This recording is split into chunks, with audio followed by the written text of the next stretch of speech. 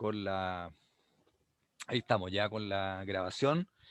Bueno, aquí estamos en la segunda sesión de lo que son diálogos encabritados de este proyecto de que se titula ahí La Tierra Encabritada, que es un proyecto de página de abordaje crítico, ¿no? En torno a la arte escénica. Eh, Tuvimos una primera sesión con lo que fue Plataforma Mínima, y hoy estamos acá con yo diría alguien que no tiene, no sé si Manuel necesita mayores presentaciones, pero eh, estamos con alguien que yo diría, sin afán de lisonjero, digamos, uno de los baluartes de la arte escénica penquistas, y yo diría de alcance también nacional, que es Manuel Loyola, eh, un viejo compañero, amigo también, de hartas batallas, y que he querido tenerlo no en estos diálogos porque, como yo la planteamos en la primera sesión, la idea de estos diálogos críticos, estos diálogos encabritados, como lo hemos llamado, eh, vayan formando un fondo, un archivo de voces, ¿sí? De experiencias que permitan establecer diálogo en tiempos que, a pesar que hay mucha información, mucho cruce virtual circulando, tiendo a pensar que mucho diálogo no ha habido. Puede que se esté siendo injusto un poco, pero siento hace mucho tiempo, antes del estallido y antes de la pandemia también, que los diálogos entre gestores, actores, activistas, etcétera, el diálogo en el mundo popular en general, y en el mundo popular desde el punto de vista de la arte y la cultura, es muy necesario para enfrentar los tiempos oscuros en los que vivimos. Ese es el objetivo, y por eso está Manuel hoy día. Te saludo, Manuel. Hola Bueno, como Rodrigo. decía Manuel, no necesita mayores presentaciones, ¿no? Pero sí pediría, ¿no? Te pediría hablar un poco de brevemente de la historia del proyecto cultural y artístico y social en que estás, que es Teatro Oráculo, el Centro Oráculo, y su actualidad, como va a ir entrando en materia. Bueno, nosotros como Centro Oráculo ya llevamos casi, bueno, 21 años en realidad trabajando en Concepción y siempre con un foco en la creación teatral, pero también con una patita en la formación. y, y hemos desarrollado proyectos de formación en talleres, seminarios. Estuvimos en los últimos años desarrollando proyectos de formación ya anual en el área de la pedagogía del teatro, de la actuación teatral, y teníamos para estos tiempos un programa de actuación que, bueno, no se pudo realizar por la crisis sanitaria en la que entramos. Y también creativamente desarrollamos el proyecto de Teatro del Oráculo que cerramos en marzo en enero del 2020, cuando cumplimos 20 años, y, y cerramos también porque sentimos que Oráculo también se cierra un ciclo en términos de su metodología de trabajo, de su manera de organizarse internamente, de girar en torno a la figura de un director, que también es algo muy del siglo XX, y sentimos que creativamente se viene una renovación, una manera distinta de enfrentar los procesos creativos y los intercambios de las subjetividades ahí de los que participan en ese proceso. Y por eso iniciamos un proceso nuevo y que se inauguró ahora hace un mes aproximadamente con el estreno, o 3 semanas atrás, con el estreno de una nueva trabajo escénico, eh, Voces de Cordillera, que involucró un proceso de diálogo, de intercambio con algunos loncos en el Alto Biobío, con una pequeña estadía del equipo allá, y con la asesoría también poética de Licura Chihuahilaf. Bien, Eso. eso, bueno, tenía justamente apuntado poder llegar a lo que fue justamente Voces de Cordillera y como dando un salto, ¿no? En lo que tenía planificado, pero hacer el link inmediato, ¿no? De alguna manera las artes escénicas contemporáneas, para no solamente referirme al teatro, tienen yo diría un vector, un horizonte de desafío en todos los procesos de transformación de los lenguajes y los lenguajes relacionados con, con las dinámicas sociales en el siglo XX, que tiene que ver un poco con que es algo discutible y quizás ahí me puedes corregir muchísimo, que es como el retorno de lo real, ¿no? Esta, de alguna manera, las artes en relación a la modernidad, eh, comillas, más clásica, se vinculó o se engarzó o en él catalizó grandes discursos, ¿no?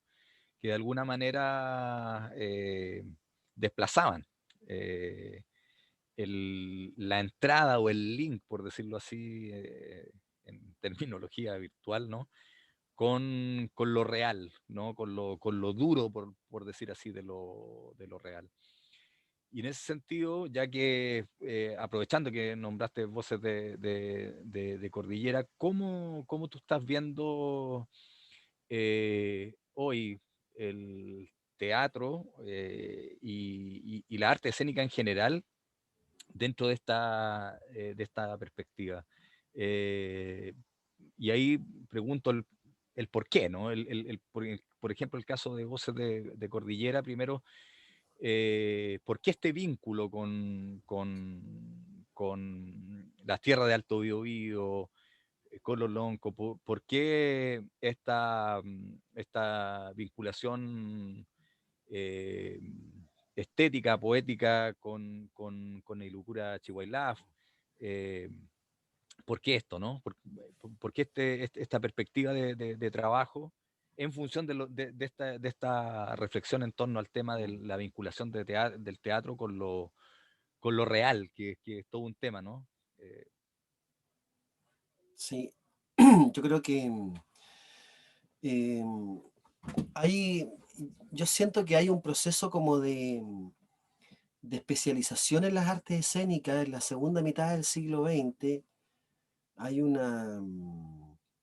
hay una aspiración un poco cientificista, de alguna manera, en los laboratorios de la segunda mitad del siglo XX que, que inaugura un camino de profundidad en la técnica. Descubrimos lenguajes, eh, hay una obsesión por la autoría, por la poética propia también, por la autoría escénica y por la búsqueda de la interpretación y del lenguaje preciso, puro, elaborado. Y eso se cruza también con ciertos patrones de trabajo del mercado cultural. Esa excesiva mirada puesta sobre el código, sobre el lenguaje, el código de las artes escénicas, ¿cierto? Eh, y y la especialización o dinámica del mercado cultural, de la industria cultural de las artes escénicas, en el campo de la arte escénica, hacen que nosotros empecemos también a aislarnos de alguna manera, a separarnos, a alienarnos de cuestiones que tienen que ver con la cotidianidad y con cierta realidad, como tú lo mencionas, y una realidad que tiene que ver no solamente con el contexto como social político o cotidiano, sino que también la realidad que se da al interior de los grupos o de los equipos de trabajo, la realidad de los seres humanos y las personas que participan de los procesos creativos. Dejamos de hablar de personas, dejamos de hablar de trabajo colaborativo y se imponen en la ambición de competir por una poética propia y de alcanzar una poética y una estética propia. Trabajamos con recursos humanos. Nuestras compañeras y compañeros son recursos humanos.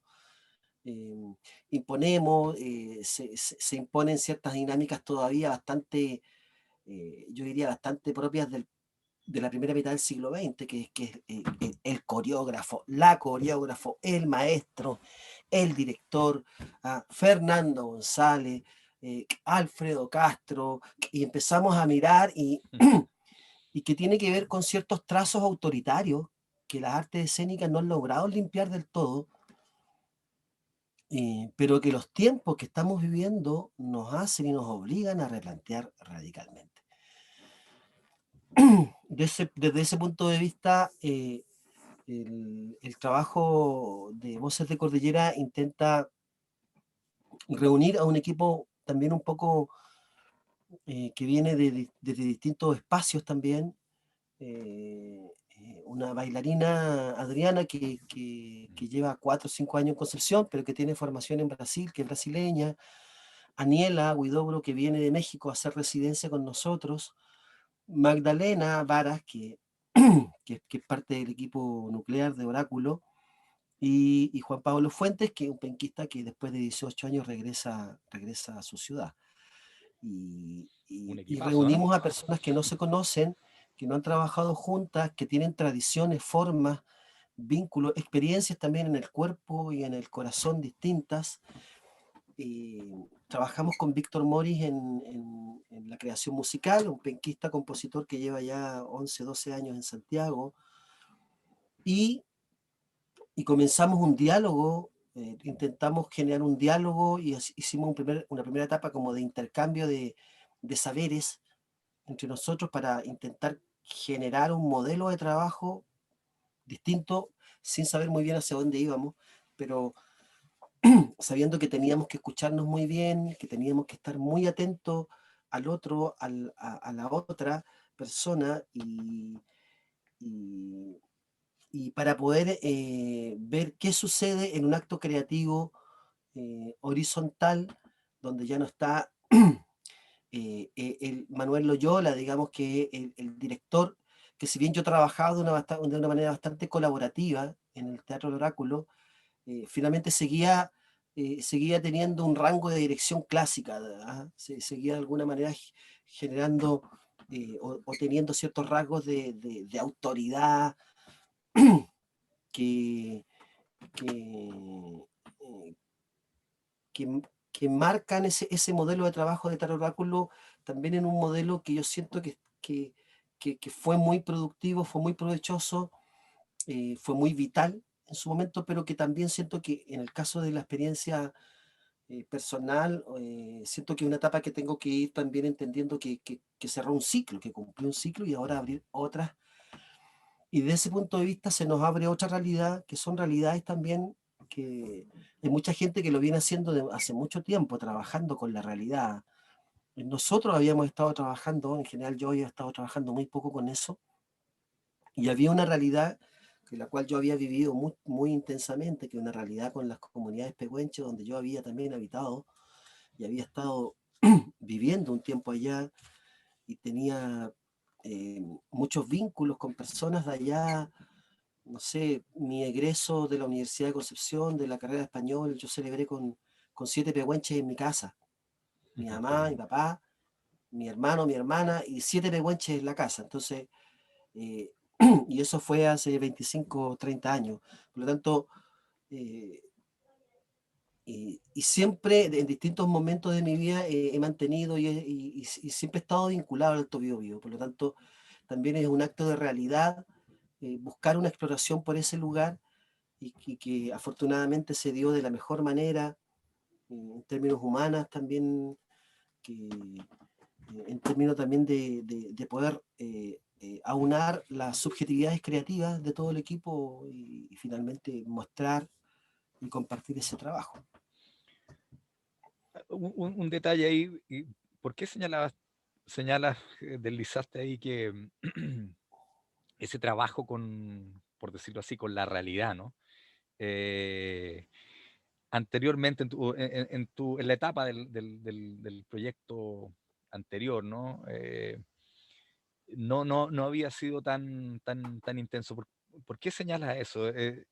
Porque a mí me da la impresión, y esto se me ocurre a partir de lo que señalaste, que sí estaba ese vínculo.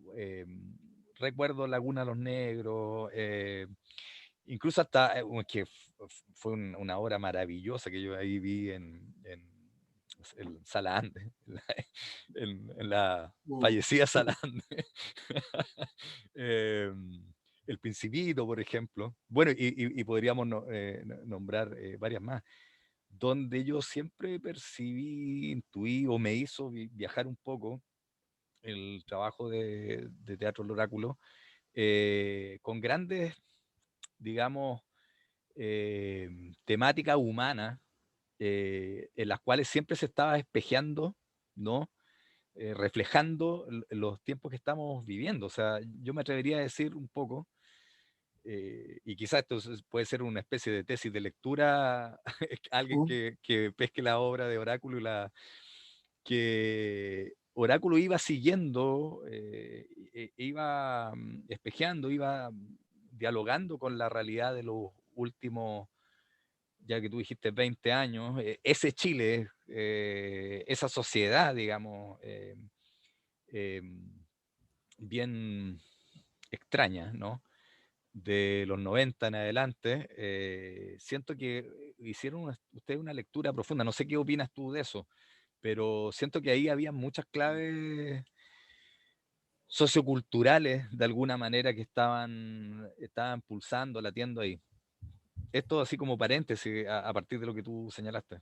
Sí, no, yo creo que sin duda que estábamos nosotros conectados estábamos con un pie en nuestra realidad, pero ese pie está desde el punto de vista o en un solo plano, que podríamos decir el plano argumental, o en el Exacto. nivel de la historia, ¿ah? Que es de donde normalmente nosotros tendemos a observar, ¿ah? O desde donde nosotros siempre cognitivamente intentamos observar o leer la cultura, la arte, en fin, los relatos. Desde el punto de vista del relato, de la historia, sí estábamos conectados, pero desde el punto de vista quizás un poco más amplio, que yo te hablo un poco de las decisiones estéticas o de la materialidad escénica, o desde dónde se mueve, o desde dónde aparecen los impulsos internos, o desde el cúmulo de imágenes que sostiene la presencia de un intérprete en escena, a dónde pertenecen, dónde están esas imágenes. Creo que ahí se abre otro campo que no tiene que ver necesariamente con el tema tratado en la historia del relato escénico, en términos como de historia lineal, narrativa, Exacto. sino que hay otros soportes que también constituyen el material escénico, que a veces son menos invisibles, y en esos otros soportes yo siento que nosotros estábamos explorando en otros lugares que no siempre tocaban con esta realidad. Por eso te planteo que Ajá. ahora siento que por lo menos en este primer trabajo, fuera o posterior a la experiencia de Teatro del Oráculo, siento que tiene esa particularidad, ¿ah? Donde hay un tiempo, hay transiciones, hay tiempo, hay imágenes internas, que nos conectan de una manera un poco más profunda con la realidad, o más completa con la realidad, no Y, solamente desde la sí. temática. Sí, y ahí me gustaría que pudieras también profundizar cuáles han sido entonces, quedan de alguna manera claros, pero como para marcarlos más y graficarlo en lo que en Voces de Cordillera, por ejemplo, yo no he podido verla, sí he visto imágenes, se puso en obra, digamos, ¿no? ¿Cuáles han sido los desplazamientos en términos de los códigos, de la política de las imágenes? ¿No? Porque tú estás diciendo que ahí se jugó un desplazamiento, una transformación o un cambio de giro importante, en el, en el trabajo de los proyectos de ustedes, digamos, y que entiendo que también van de la mano con y lo interesante, ¿no? Que van de la mano con una transformación general y yo concuerdo mucho y concuerdo en el sentido de que un poco eh, los paradigmas anteriores estaban replicando permanentemente, ¿no? Como una especie de émbolo que reproduce, ¿no? Estas estructuras autoritarias, profundamente autoritarias, estos códigos que de alguna manera reflejaban o emanaban de estructuras sociales, incluso hasta de clase, ¿no? O sea, el director, el coreógrafo, nosotros podríamos jugar con eso y con, la, con las triadas estructurales así, apelando al viejo Marx, y ver ahí, armar como un mapa y dónde estaba cada uno, ¿no? Cómo se reproducían las lógicas casi de dominación, exagerando un poco, pero tampoco tanto. Y entiendo entonces que todo este desplazamiento de códigos, este replanteamiento, esta reflexión en torno a me atrevería a decir, a las políticas de imagen, van de la mano de todo eso, ¿no? Se arma un conjunto, ¿no? Reflexivo y que va a dar cuenta de un proceso creativo distinto. Entonces, me gustaría un poco ahondar en estos desplazamientos, en, sí, en términos concretos, y agregar ahí un cachito más también, como para después entrar así a terreno ya más concreto y ponernos la capucha. eh, Hablar un poco de ese, la, la vinculación directa entre, como decía, entre estos nuevos códigos y estas nuevas formas organizativas. Eh, un poco en función a una duda que yo tengo también, que no sé si tú me podrías ayudar a resolver también. Hoy día se habla mucho, y esto va a ser el pie para entrar a lo otro después, mucho de nuevas lógicas, ¿no? De nuevas asociatividades, ¿no? Hay estos conceptos que se bajan a veces que como de los protocolos, ¿no? De los códigos de bienales, de encuentros de programación, de ahí van surgiendo, ¿no? De la industria cultural y empiezan a bajar. Y que de alguna manera me lleva a la inquietud de que si no se transforman en nuevos dispositivos, ¿sí? De captura y de control dentro en este contexto específico de la arte escénica, ¿no? Y de la cultura en general, de las potencialidades disruptivas, emancipatorias que están en estas nuevas lógicas de creación. Entonces, plantear ahí también cómo estos nuevos códigos, estos nuevos desplazamientos, Van crees de la tú que mano, de alguna que manera van se de la mano. friccionan y cómo se friccionan también, a la vez que están ahí, pero también cómo tú ves la posibilidad de friccionarlo efectivamente. O sea, Si yo fui creo muy que enredado, me dice. yo partiría de la reflexión que haces del contexto. O sea, Ajá, efectivamente estamos en un momento en que tenemos que replantear todo, pero replantearnos todo también. O sea, es tanto es hacia afuera como hacia adentro. ¿Ah? Porque me parece que ciertos hitos telúricos, ¿ah? eh, eh, macros, tienen relación también con hitos telúricos internos, ¿ah? Subjetivos. Por tanto, no es solamente una rebeldía contra un modelo neoliberal salvaje, indigno, sino que también, de alguna manera, es con una serie de otros aspectos asociados a ese modelo que hemos ido adquiriendo o hemos ido patológicamente articulando durante mucho tiempo.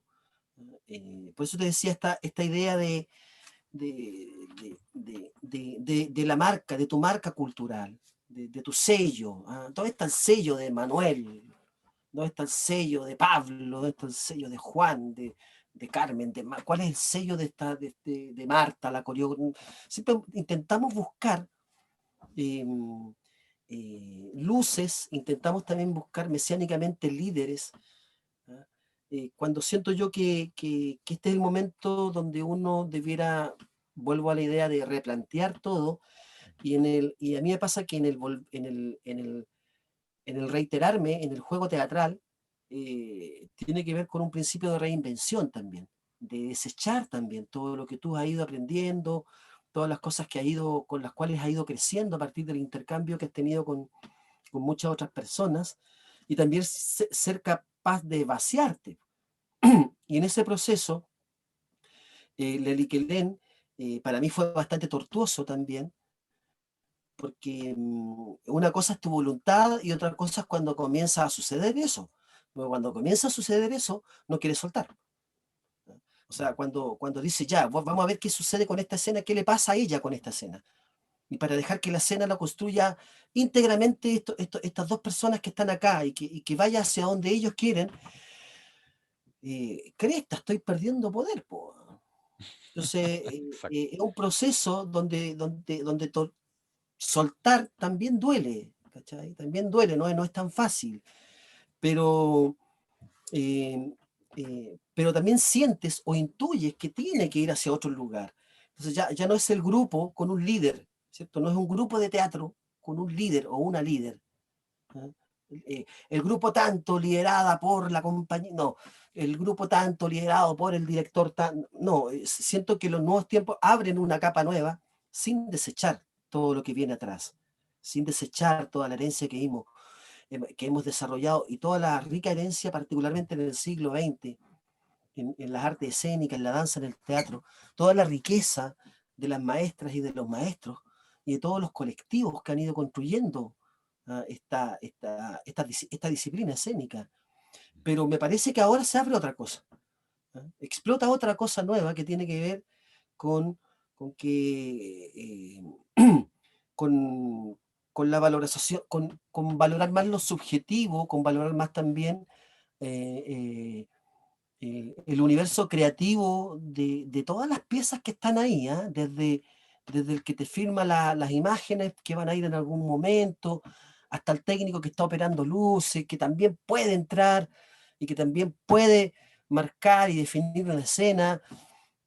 Siento que hay un acto también que también el teatro, y ya lo han dicho muchos, el arte escénica también es un acto de realización, pero para que sea un acto de realización, te realizas tú no solamente porque el tema te convoca, sino porque en el desarrollo, en la preparación, en el artificio de construir escenas, estuvo tu imaginario, estuvo tu sensibilidad puesta ahí, valorada por todos los demás, y ahí estuvo.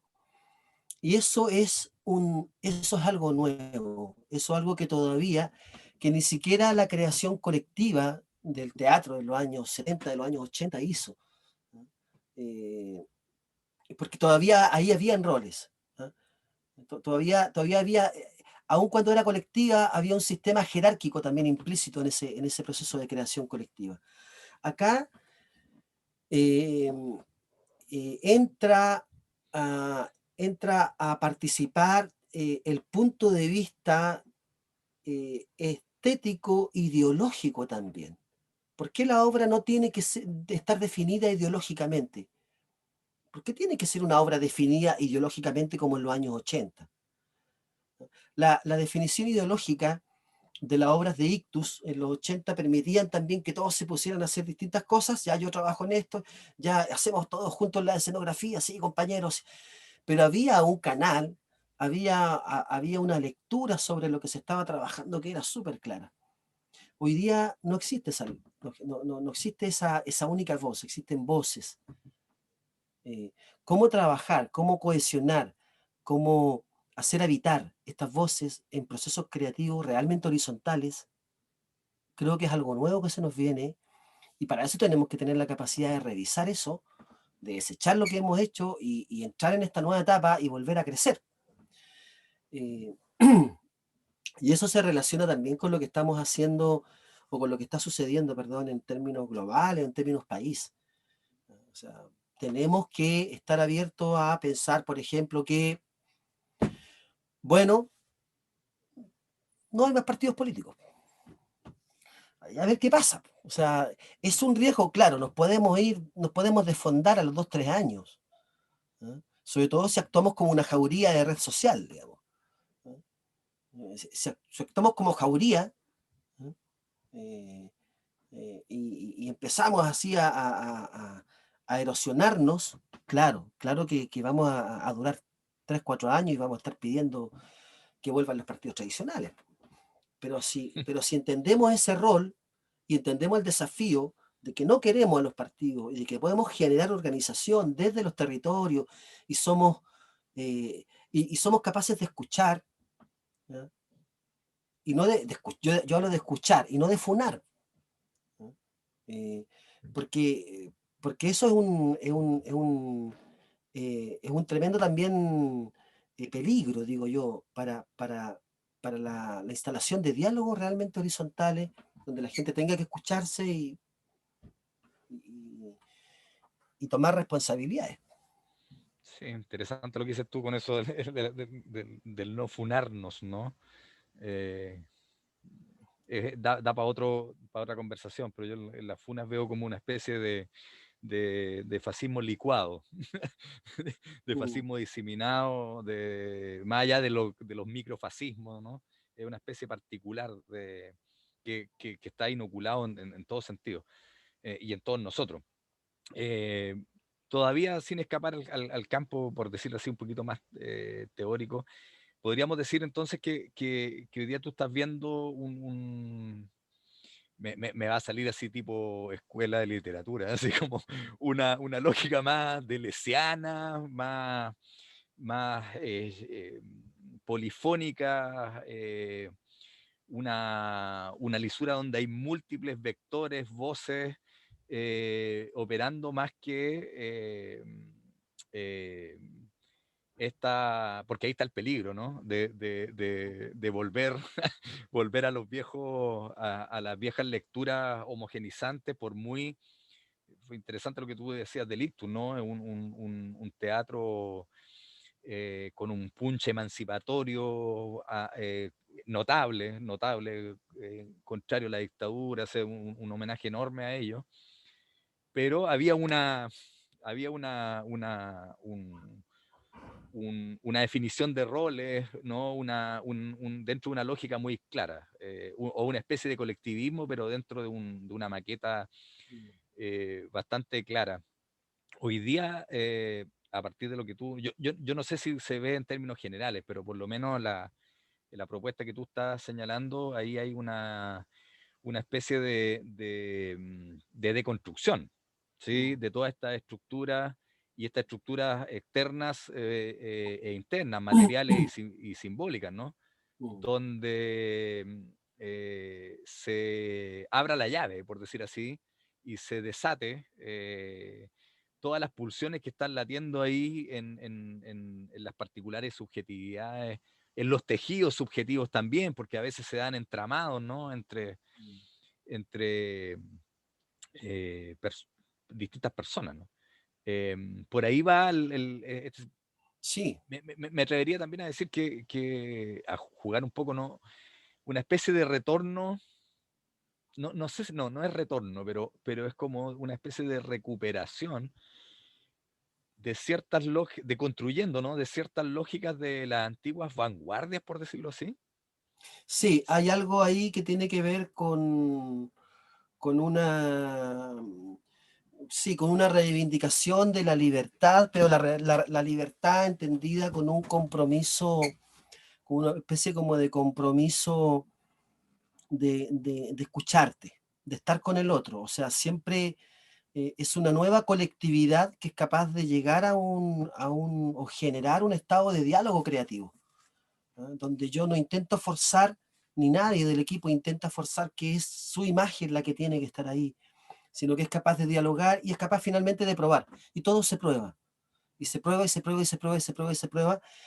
Y aparece y tiene que parecer lo que tiene que ser. Por eso que siento que también esta nueva etapa, por lo menos en el proyecto que acabamos de terminar, una etapa donde no hay mega relatos. Si alguien va a ir a escuchar ahí la defensa de los Peñi, a lo mejor puede salir decepcionado. Es un estar, es habitar un lugar. ¿Ya? Eh, eh,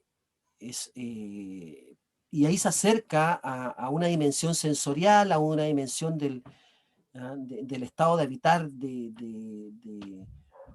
¿cierto? Del cuerpo que está y que levita y que está encapsulado y que toma una imagen de un lugar natural, un risco una roca y está ahí. Entonces, tratar de vincularse con ese tiempo, con esa roca o con el fluir del agua, del Queuco, del Biobío, y eso implica que no existe un gran relato y que todo esto es muy propio del siglo XX, ¿cierto? Los grandes relatos en la puesta en escena. Hoy día hay más bien imágenes que están puestas, que están compartidas, que intentan tener mucho fondo, mucha verdad y mucha honestidad. ¿No? Y siento que esa honestidad le da una base a los nuevos trabajos que se puedan emprender, que es muy interesante, ¿eh? Que hay grandes trabajos de hace 20, 30, 40 años atrás que están, eh, que están basados en la técnica, por ejemplo, en la interpretación técnica. Y siento que estos otros están basados en una relación de honestidad. Siento que se abre esto hacia un canal eh, distinto y que va a complementar todo lo que se ha venido haciendo. No viene ni a borrar ni a barrer con nada, simplemente me parece que viene simplemente a hacer una nueva mirada, por lo menos una mirada de transición en esta época de cambio, de cuestionamiento del antropocentrismo escénico, y cuestionamiento, por supuesto, del plano goico de la dirección, que fue muy dominante en el siglo XX. Aparecieron las grandes, digamos, figuras de la coreografía y de la dirección teatral, se instaló y era muy necesario que fuera así. Pero ahora evolucionamos al parecer hacia otro lugar. Yo no tengo idea todavía cuál. Quiero mantener quiero mantenerme en estado de alerta para poder disfrutar de esa nueva etapa, tratar de vincularme con eso y no por querer algo nuevo, porque también yo también lo siento, también lo necesito de alguna manera. Ahí hay una clave fundamental de lo que acabas de decir. Yo lo necesito. Ahí no. Lo que ponga en obra, lo que construya relacionalmente, pensando en las lógicas más propias del siglo XX, nunca estuvieron claros si uno lo necesitaba. Más bien lo necesitaba de alguna manera la estructura, ¿no? Mm, Y en ese sentido podríamos hablar un poco jugando con los conceptos, ¿no? Con una especie de estética de la honestidad, por decirlo así. Me lleva mucho al, mm, al, al, al buto eso, ¿no? sí, Esta cosa de lo que está inscrito en la carne, en la profundidad, como esa imagen de Jicata que es maravillosa, ¿no? Que el buto es tender una escalera en el cuerpo, ¿no? A la profundidad del cuerpo, ¿no? A la carne, donde está, y en ese sentido, donde está la información, donde está nuestra ancestralidad. mm. En ese sentido, me da la impresión de ver ahí una propuesta, va a salir como un concepto medio rimbombante, así como que en la academia les gusta, ¿no? Pero esta cosa como post-histórica, de alguna manera veo que se perfila un poquito de lo que tú estás diciendo, ¿no? Superar el antropocentrismo, lo egoico en la dirección que ya lo planteaba. Veo como que hay una especie de conectando profundamente con lo histórico, es decir, nuestra evidencia material, concreta, que es lo que estamos viviendo, ¿no? Hoy día, pero superando esa maqueta, por decir así, esa matriz histórica que es lineal, que debe tener un sentido. Claro. En ese sentido te lo planteo, ¿no? Esta lógica poshistórica, hay una dinamita, se dinamita eso, ¿no? Y se deja, yo diría un concepto ahí importante, que me lleva un poco a un texto de Agamben, que uno de los pensadores que que más me hacen sentido hoy día en el contexto contemporáneo, que es el concepto de lo abierto. Me da la impresión que se juega eso, ¿no? Ahí en este Mm, trabajo o perspectiva que están desarrollando, ¿no?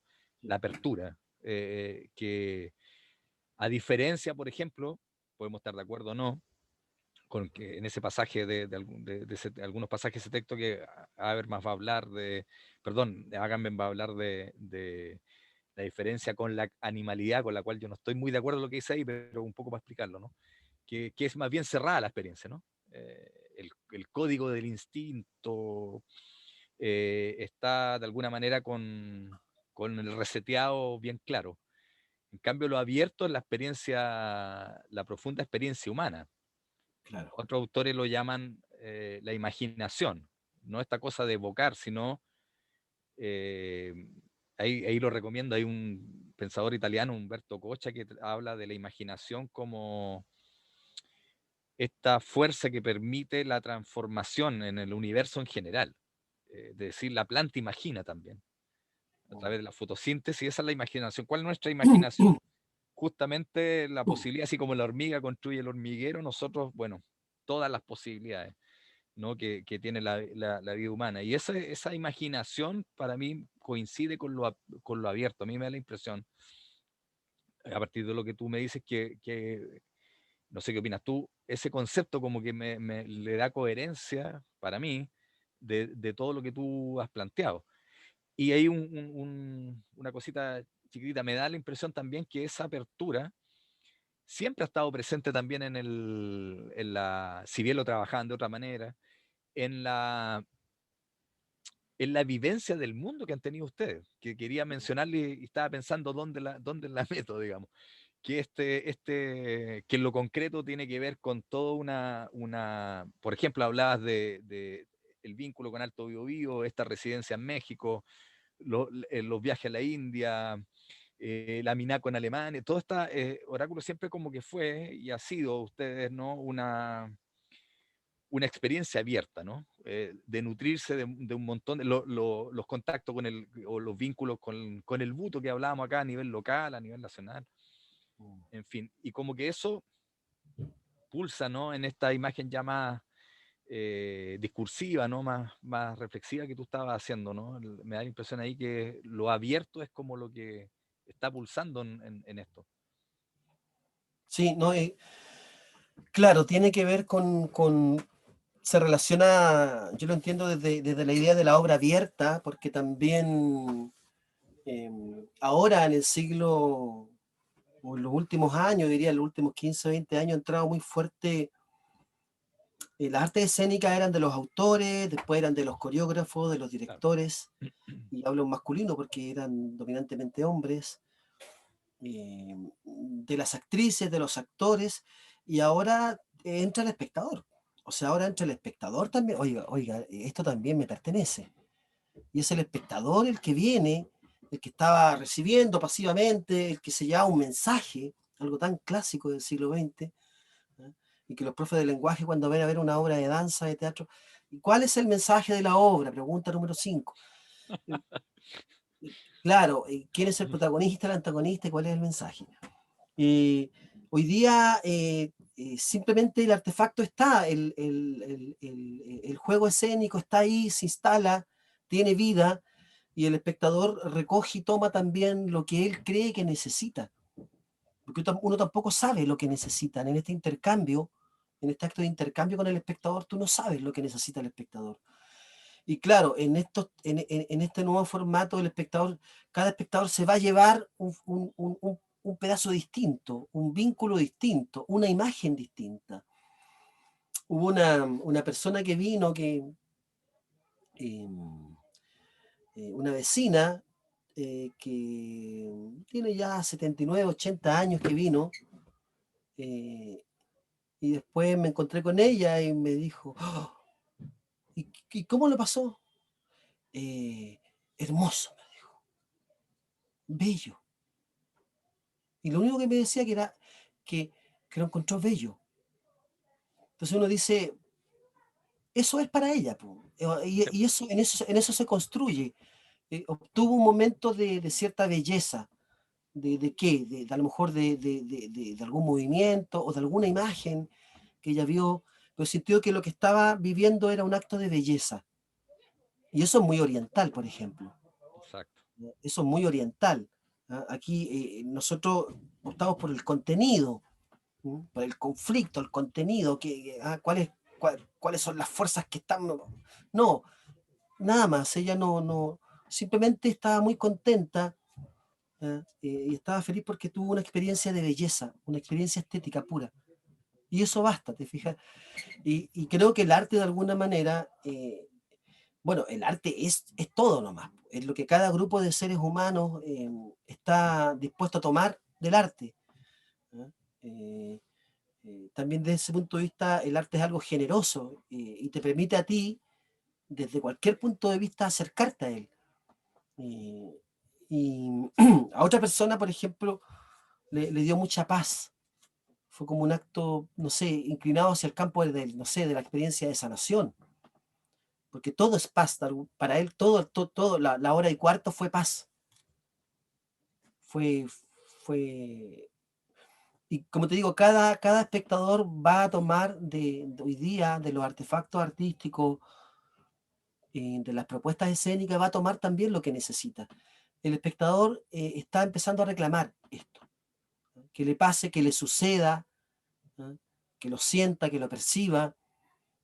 Y eso viene desde hace algunas décadas, todavía un poco marginalmente, pero siento que se va a hacer mucho más evidente en un proceso de cambio donde nosotros queremos también no observar la política, no observar los cambios sociales, participar, hacer política desde tu barrio, desde tu comunidad, de tu club deportivo, de tu junta de vecinos o asamblea o cabildo o colectivo no sé, de pintores, de grabadores, sindicato de artistas, red de danza. Nosotros estamos dispuestos a eso. Y por eso digo que ahora se invierte, hay un proceso de inversión de los roles, y lo que es muy interesante, pero en ese proceso de inversión también hay que entrar con mucha generosidad, con mucha capacidad de escucha y también como es un escenario nuevo, hay que entrar a escuchar y aprender. ¿No? Cuando uno está en una asamblea, yo, a propósito de que participo de la asamblea Puchacay, he aprendido a escuchar. Porque yo las únicas asambleas políticas, sociales, duras, eran las de mi universidad, donde no escuchábamos nada, cada uno tenía su relato. Recuerdo. ¿Quién gritaba más fuerte en el foro, digamos? ¿Cierto? Exacto. ¿Ah? ¿Quién gritaba más fuerte? ¿Quién ordenaba mejor el discurso? ¿Quién Pero, era menos amarillo? claro, pero nadie escuchaba a nadie. O sea, Exacto. y acá, estas reuniones barriales, donde son intergeneracionales, donde tienes desde un doctor en geología, ¿ah? Ya con el proceso de su postdoctorado y a un poblador, un obrero. Estamos todos sentados ahí, y escucharnos. Y siento que el camino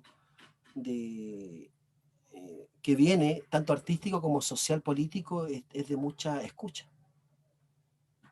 Sí, ahí yo concuerdo y por eso se me vino esta imagen de lo abierto desde el punto de vista filosófico, si tú quieres, que toca lo que tú decías, ¿no? Esta pulsión de la obra abierta, de que el público se lo recepciona, se lo apropia y lo transforma.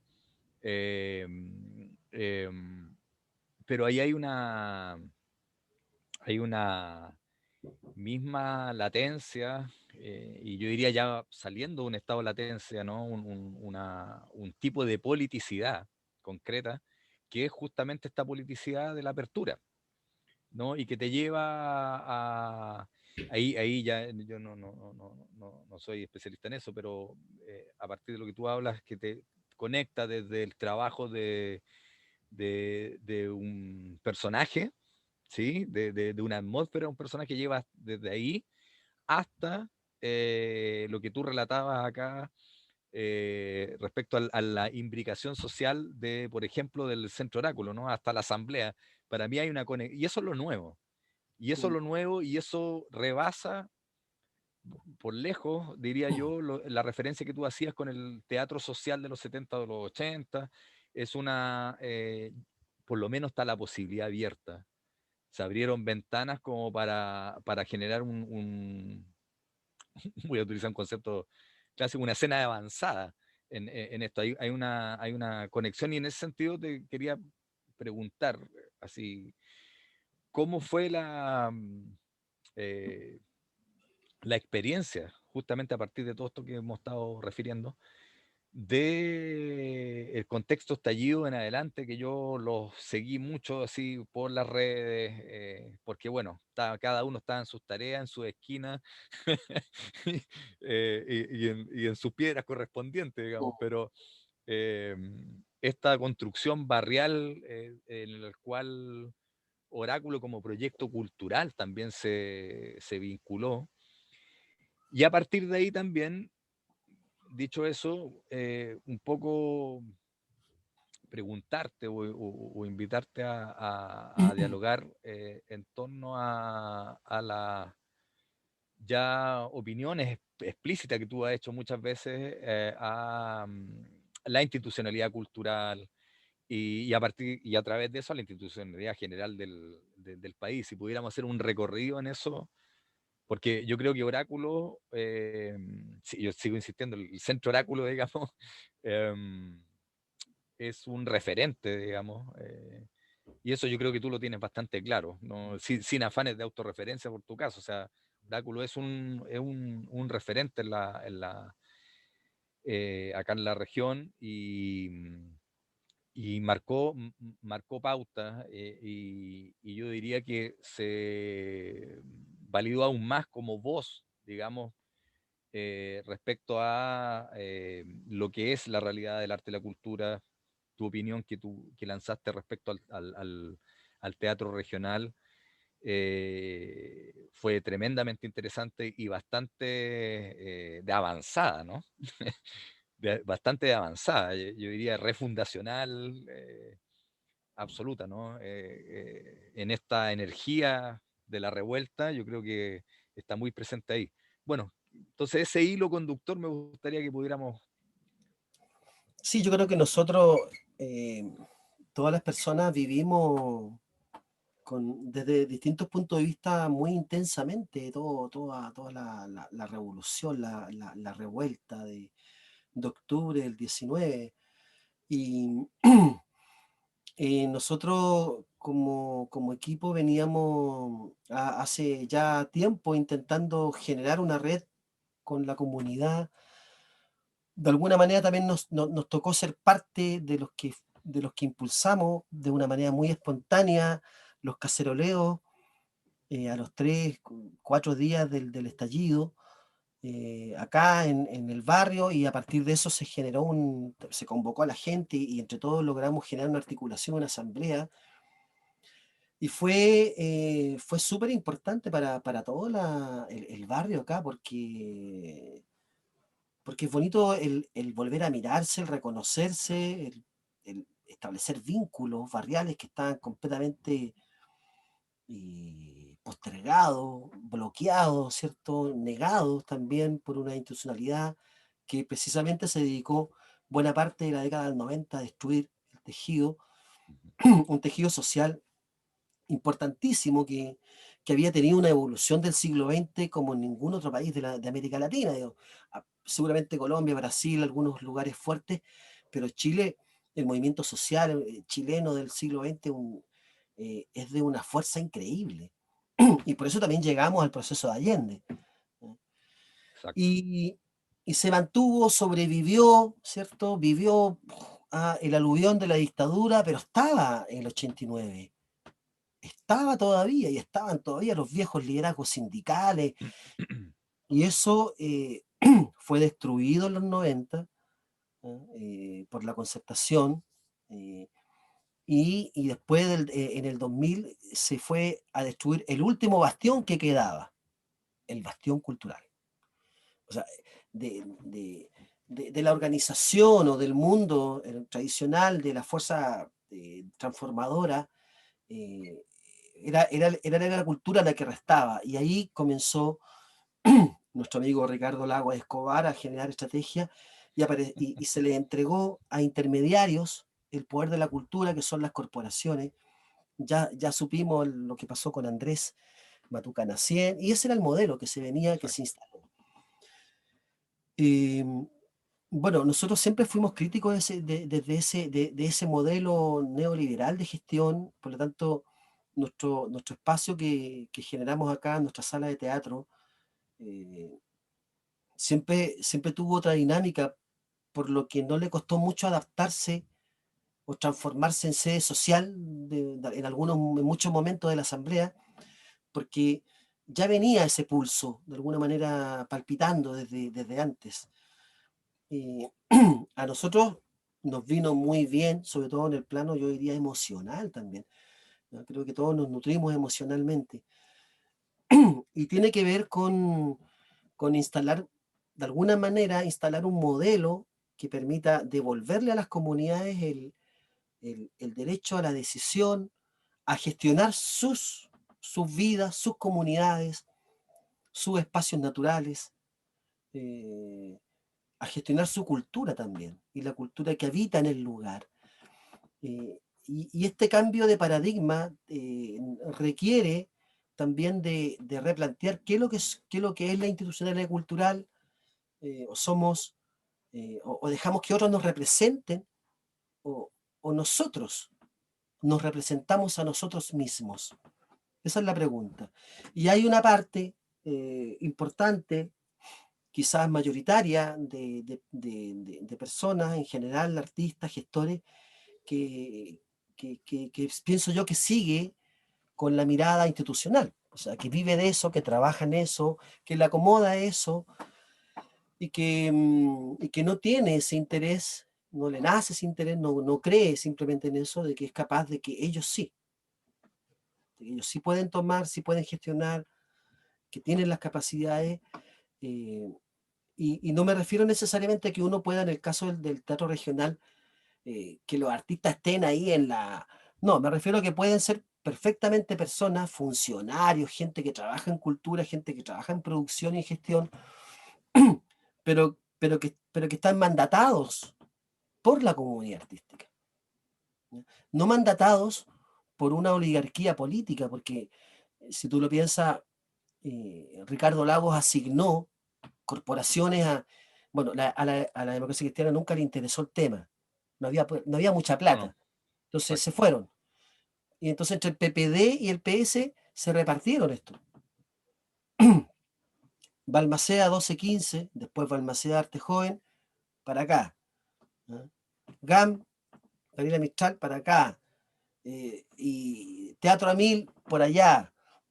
Y se empezaron y así se empezaron a cuetear, ¿ah? ¿Cierto? Instituciones, corporaciones, GAM, para acá.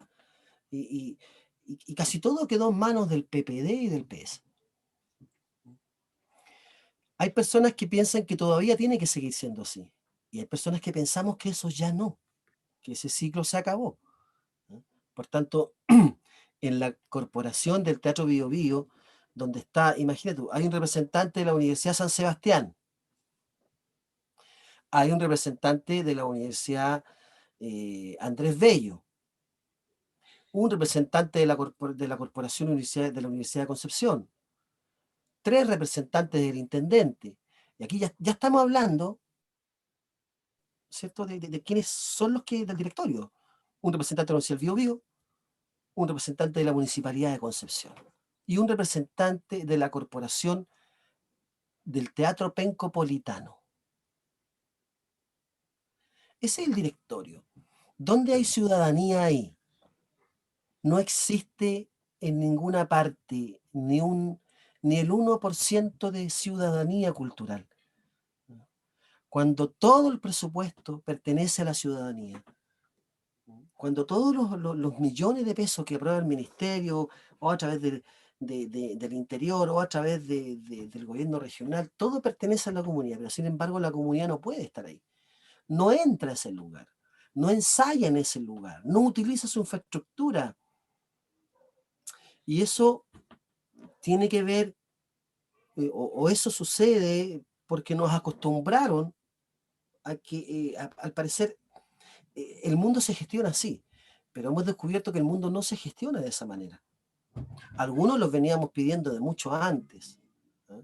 Pero siento yo que ahora quizás pueda haber un pulso distinto, porque también hay una toma de conciencia distinta. ¿Ah? Y ojalá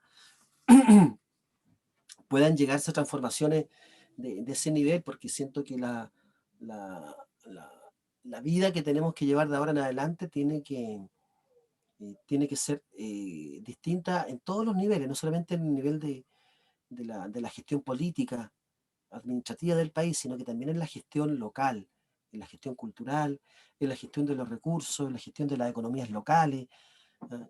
En la gestión barrial, en la gestión de los planos reguladores. O sea, hay un cambio de paradigma total, y yo por lo menos estoy intencionando en la línea en el campo que me pertenece. Exacto, estoy muy de acuerdo con eso y vuelvo a insistir ahí vuelve a pulsar esta lógica de lo abierto, ¿no? Eh, como un concepto de toda la lógica y el discurso y la reflexión que tú y, bueno, ustedes vienen haciendo y están haciendo, porque la, lo que tú explicabas ha sido una reverberación, por decir así, casi en términos del Willy Tyer, ¿no? Una especie de reiteración del golpe permanente. Como bien decías tú, a finales de los 80, y eso es muy bueno que la comunidad de creadores, creadoras, gestores, quizás un poco más jóvenes, y también de nuestra generación lo conozcan, ¿no? Había un tejido social que fue el que se paró y resistió la dictadura. Tú recordarás, había mucho teatro, mucha danza. Hay en texto, yo no recuerdo bien, por ahí lo tengo, de que este texto que habla de la fotografía y de la danza en dictadura. eh, Se me va el nombre de la bailarina que he estado muchas veces ahí con ustedes. En un pasaje ahí de Lisa que nunca se había eh, puesto en obra tanta danza en espacio Texto de público, Macarena. exacto, en espacio público y que fue durante la dictadura, que fue la manera en que se resistió. Todo todo ese tejido se destruyó sistemáticamente, y yo agregaría ahí una apreciación, a lo primero que fue a destruir ese sentido común. Claro, las políticas públicas como el FOS y todo esto, mandaron a la gente para la casa, no se preocupe, nosotros hacemos la pega, usted váyase. Destruyeron las juntas de vecinos, destruyeron los centros culturales en las poblaciones, etcétera, con el objetivo primero como con esta lógica de fracking que hizo la dictadura, ¿no? De todas las capas quebrarlas hacia abajo y poder instalar un nuevo sentido común. Mm. Y claro, primero los medios de comunicación, la gestión política por arriba, pero es clave lo que tú dices. Después fueron por el mundo de la cultura, porque ahí como que estaba lo que resistía un poco. Era el último bastión, ¿no? Era como el último bastión, porque seguía habiendo un grupo de loquetes planteando, que es justamente relevando el papel del arte, ¿no? Que es el suplemento de la vida, ¿no?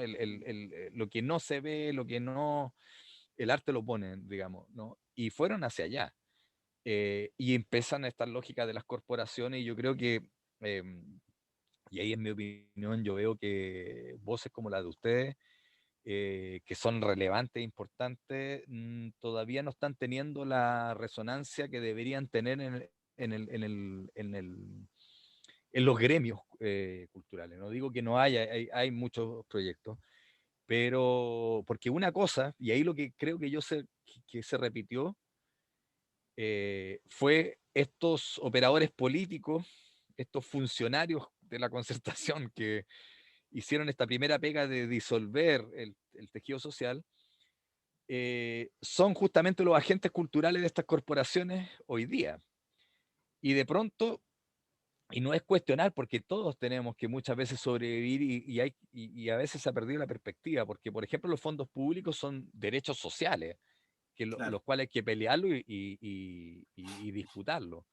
El punto es que en ese acceso al montón de figuras que hay de financiamiento, las tomemos, las apropiemos, las hagamos de nuestra, pero no perdamos las perspectivas, como ocurrió con esos agentes sociales al principio de los 90, de hacia dónde o qué sentido le vamos a dar a todo eso. O sea, no necesariamente un fondo público me va a mí a, como que yo siento que ha sucedido, eh, me va a transformar en un agente reproductor necesariamente de todas estas lógicas. Como vemos, muy bien tú lo dices, lo que pasó en Matucana, que fue yo creo que un emblemático.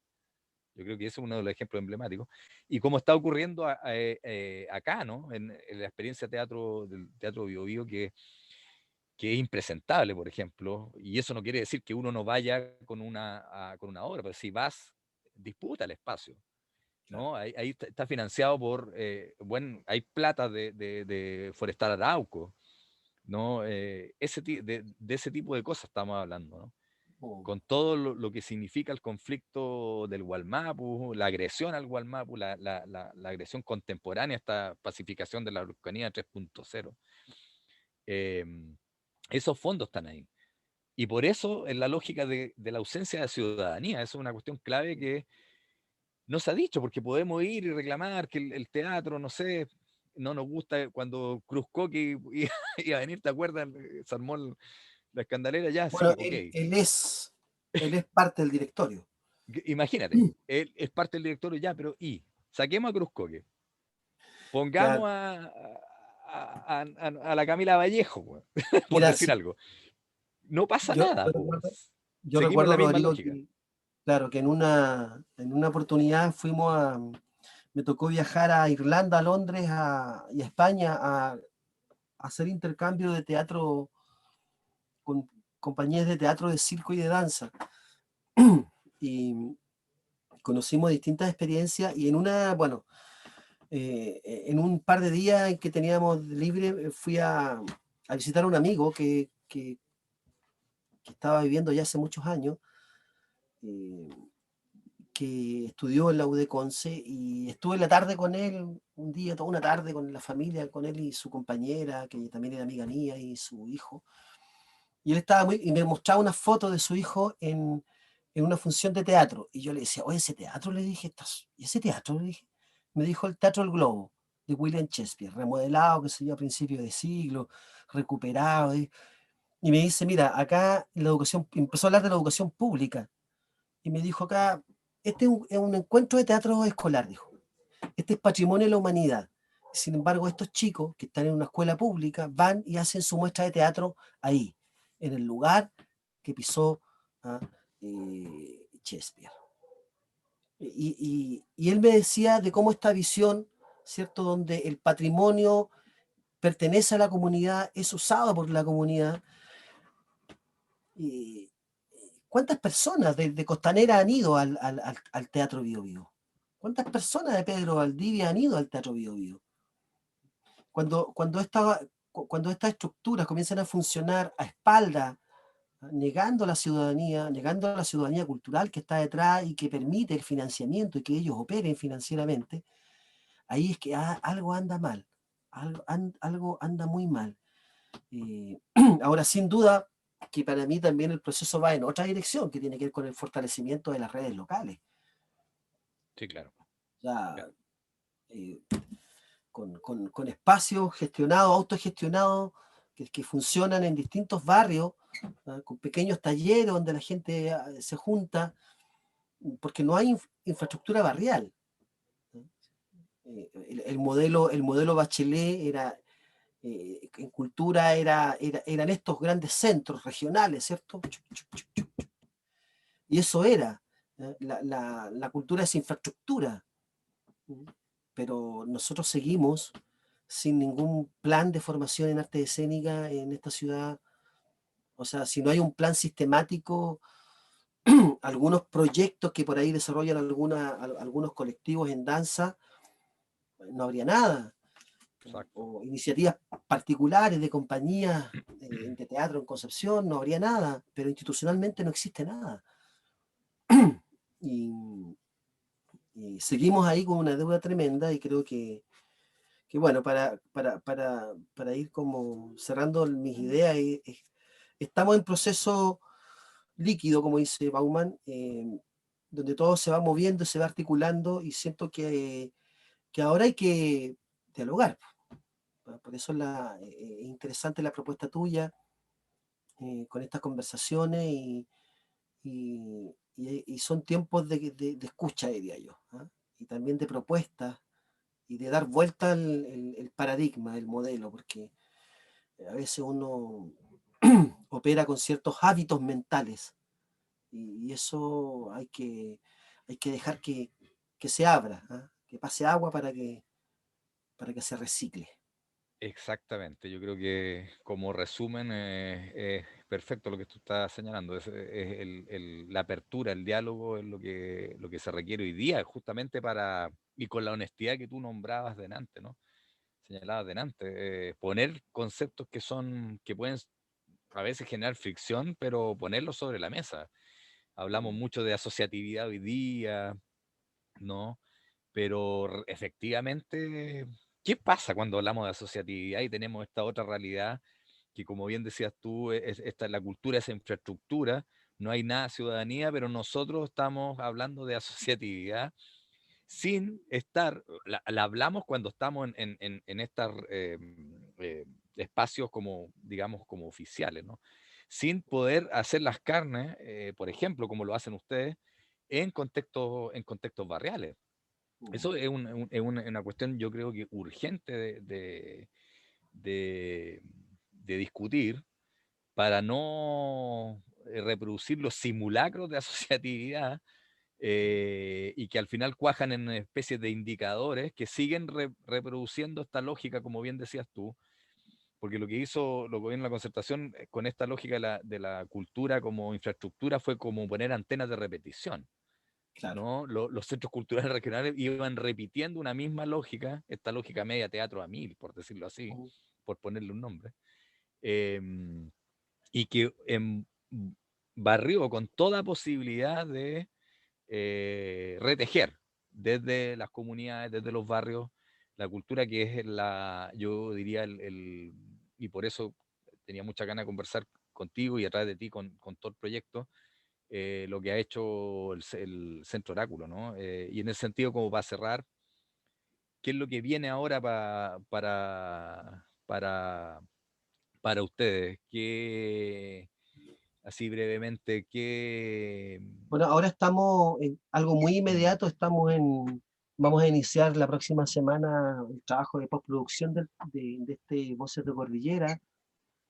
Tenemos que este fin de semana, este sábado, vamos a Cunco, ahí a la comunidad de Licura, a, a terminar un registro audiovisual. La semana pasada estuvimos nuevamente en Alto Biobío, en una comunidad con un lonco y ya entramos en fase de postproducción como para ya cerrar y tener un producto ahí que poder compartirlo de manera abierta. Va a estar en YouTube para que cualquier persona lo pueda ver. Seguramente no lo vamos a cerrar ni lo vamos a ofertar a ningún centro cultural ni sala, sino que lo vamos a dejar ahí nomás para que cualquier persona lo pueda ver y lo pueda compartir y ojalá algún profesora se sienta atraído y pueda compartirlo en clase, sería maravilloso. Eso es por lo pronto. Cerramos un proceso de escuela que teníamos ahí de formación de 2 años, pero vamos a ver, tenemos que evaluar si el próximo año lo volvemos a levantar. Va a depender de cómo evolucione todo este tema sanitario, eh, pero tenemos un proyecto de traer a un actor indio que yo tuve la oportunidad de conocer en 2018, dirigir. dirigirlo a él y a otros actores en India, en la Universidad de Calicut, en School of Drama, y ojalá él pueda estar acá, que es un actor muy físico y siento que podríamos hacer cosas re entretenidas también con las capacidades de personas, de intérprete que hay acá en Concepción. Ojalá que se dé, porque también iba a venir este año junto con la bailarina mexicana, pero era imposible con todo el asunto de vuelos y todo el traslado y Sí, claro. tránsitos internacionales. Pero tenemos esa idea en el plano creativo de hacer otra residencia el próximo año con un actor indio que esté acá por lo menos unos 6 meses y levantar nuestra escuela, que es un anhelo ya eterno, pero bueno, vamos a ver si todo funciona, si todo va bien. Ojalá, Esos son los planes. estuve cercano ahí al proyecto y sería maravilloso porque es un proyecto absolutamente necesario y que justamente también yo creo que cuaja de muy notable manera en términos de fundamento y en términos de lógica, por decir así, técnico-pedagógica, Claro. todo lo que tú has señalado. Em, bueno, vamos a estar esperando el producto, ¿no?, de Voces de Cordillera, ya va a dejar de ser clandestino, que fue Mm, un concepto ahí que no sé cómo salió, si entre medio de ironía, probablemente, no sé, pero a mí me pareció muy significativo, ¿no? Esa funciones clandestinas, sí. de alguna manera fue también un mensaje, me imagino, del estado del mundo de la cultura hoy. Mm. Así que se agradece y bueno, y agradezco que haya accedido a este diálogo, Manuel. Espero poder que nos veamos ahí pronto, Sí, pues. presencialmente. Y bueno, y saludo a todo el equipo, po, Ya, pues muchas gracias a la nena. por la conversación. ¿Ah? Sí, Siempre fue son gratos estos momentos para intercambiar miradas, así que está exactamente. Bueno, muy eso, Manuel. entretenido. Ya Un pues, abrazo gracias, un grande abrazo y Rodrigo, cuídate mucho. esto ya va a estar arriba de la red en unas horitas más. Ya pues, vale, gracias. Listo, que estés bien. Chau, chau. Chao. Chau.